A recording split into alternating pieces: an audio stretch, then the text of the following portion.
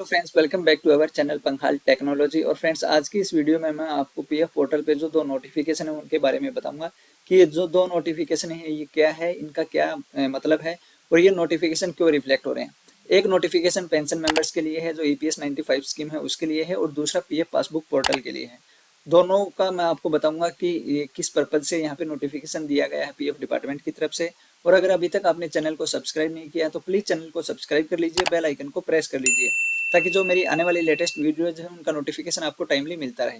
तो चलिए friends, start करते हैं। ये नोटिफिकेशन जानने के लिए सबसे पहले हमें जो पीएफ पोर्टल है उस पर जाना है। और यहाँ पे जैसे ही आप www.epfindia.gov.in डालेंगे, जो पीएफ का मेन होम पेज है वो ओपन हो जाएगा। और जैसे ही होम पेज पे आप जाएंगे तो यहाँ पे आप देख सकते हैं रेड कलर में सबसे टॉप पे आपको एक नोटिफिकेशन दिखाई देगा।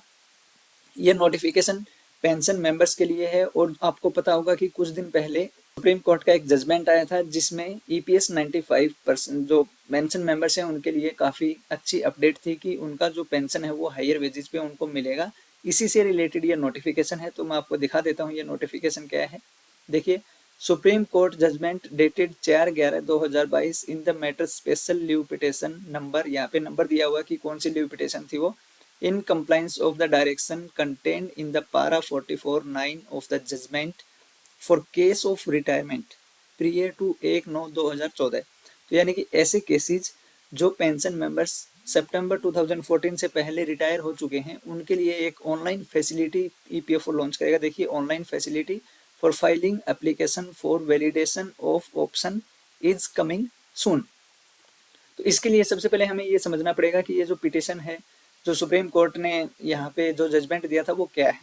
तो आपको पता होगा ईपीएस 95 का जो जजमेंट आया था सुप्रीम कोर्ट की तरफ से उसमें ये था कि जो पेंशन है वो हायर वेजेस पे मिलेगी, लेकिन उसके लिए कुछ कंडीशंस थी कि जो पुराने पेंशन मेंबर्स हैं उनकी क्या मतलब एलिजिबिलिटी थी, क्या कंडीशन था, कितने पे उनका पेंशन डिडक्ट होता था, पीएफ डिडक्ट होता था, क्या उन्होंने हायर वेजेस पे अपनी पेंशन डिडक्ट करने के लिए कोई लेटर दिया था पीएफ ईपीएफओ को, क्या उनका जो पीएफ है वो हायर वेजेस पे डिडक्ट हो। कुछ ऐसी चीजें हैं जो यहाँ पे कंसिडर की जाएंगी।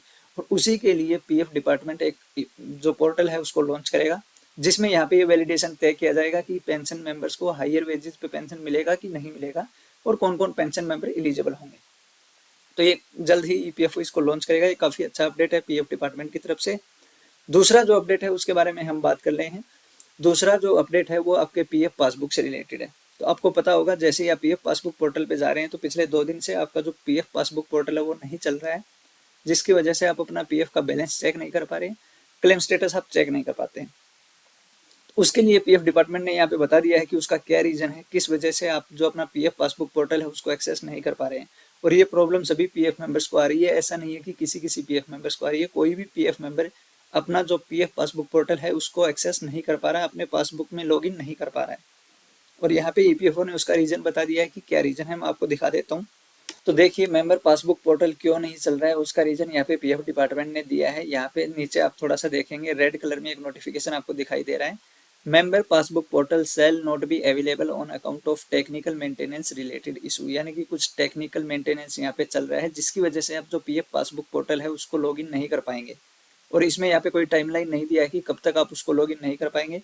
हो सकता है ये 1 दिन में रिजॉल्व हो जाए, हो सकता है इसमें 2 से 3 दिन लग जाए। तो अभी तक ऐसा कोई यहाँ पे टाइमलाइन पीएफ डिपार्टमेंट ने नहीं दिया है, बट ये रीजन दे दिया है कि पीएफ पासबुक पोर्टल आप लॉगिन क्यों नहीं कर पा रहे, आप पीएफ पासबुक अपना क्यों नहीं देख पा रहे, अपना बैलेंस क्यों नहीं चेक कर पा रहे, क्योंकि वहाँ पे कुछ टेक्निकल मेंटेनेंस चल रहा है जिसकी वजह से आप पीएफ पासबुक पोर्टल को लॉगिन नहीं कर सकते हैं। अब ये कब तक नहीं कर सकते हैं इसका अभी यहाँ पे कोई टाइमलाइन नहीं दिया है। तो जैसे ही कोई अपडेट पीएफ डिपार्टमेंट की तरफ से आएगा मैं आप लोगों के साथ शेयर करूंगा।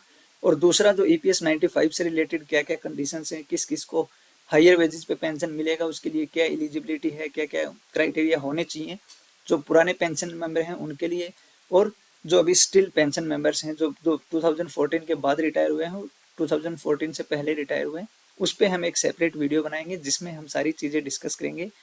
तो अगर आपको ये इन्फॉर्मेशन अच्छी लगी तो आप वीडियो को ज़्यादा से ज़्यादा लाइक करें, ज़्यादा से ज़्यादा शेयर करें और चैनल को सब्सक्राइब करें। Thank you so much friends.